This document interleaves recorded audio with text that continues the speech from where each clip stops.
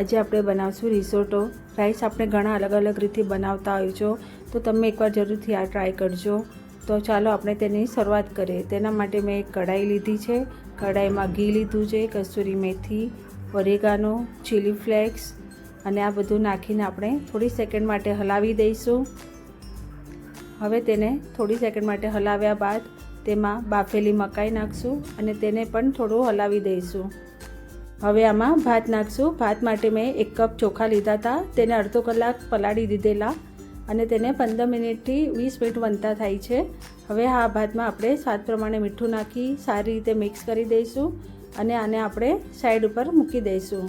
હવે મેં ગ્રેવી માટે 3 સમારેલા ટામેટાં લીધા છે, તેમાં પનીર અને ચીઝ, ઓરેગાનો, ચીલી ફ્લેક્સ, મરી પાવડર, સ્વાદ પ્રમાણે મીઠું અને કોથમીર નાખશું। હવે આમાં લાલ કાશ્મીરી મરચું નાખીને તેની સારી રીતે પેસ્ટ બનાવી દઈશું। હવે એક ગળણી લઈ તેમાં થોડું પેસ્ટ નાખી થોડું પાણી નાખીને તેને સારી રીતે ગાળી લઈશું। હવે ગાળ્યા બાદ આને સાઈડ પર રાખીને એક કઢાઈમાં બટર નાખશું અને તેમાં બેઝિલ લીવ્સ નાખવાની છે। આ બેઝિલ લીવ્સ સૂકી પણ આવે છે। હવે તેમાં થોડું સોતે કર્યા બાદ આપણે તે ગ્રેવી આમાં નાખી દઈશું।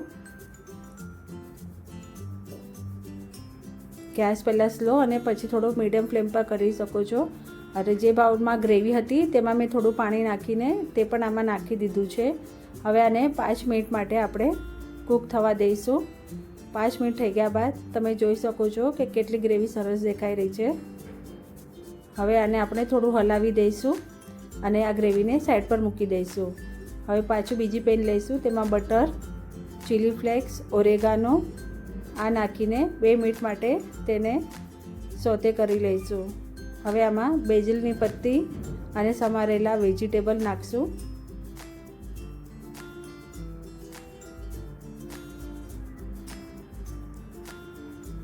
હવે તેને પણ આપણે સારી રીતે હલાવીને મિક્સ કરી દઈશું।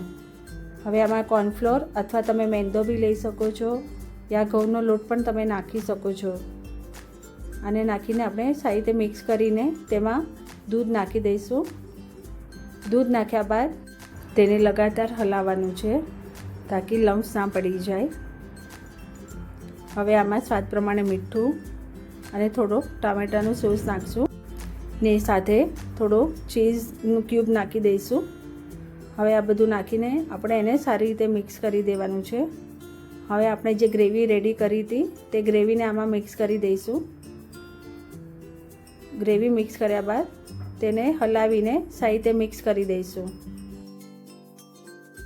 હવે મિક્સ કર્યા બાદ ગ્રેવીવાળું કઢાઈ હતું તેમાં થોડું પાણી નાખીને તે આમાં નાખી દઈશું અને તેને પણ આપણે હલાવી દઈશું। હવે આમાં લાલ મરચું, ધાણા જીરું અને થોડી હિંગ નાખી છે। આ બધું ઓપ્શનલ છે। રેડી છે આપણા રિસોટો રાઈસ। હવે તમે આને કેવી રીતે બી સર્વ કરી શકો છો, તો મેં આ રીતે સર્વ કર્યું છે। તમે એકવાર બનાવજો। બનાવીને તમને મારા વિડીયો ગમે તો મારા વિડીયોને લાઇક, શેર અને સબસ્ક્રાઈબ કરવાનું ના ભૂલતા। ફરી મળશું નવી રેસીપી સાથે।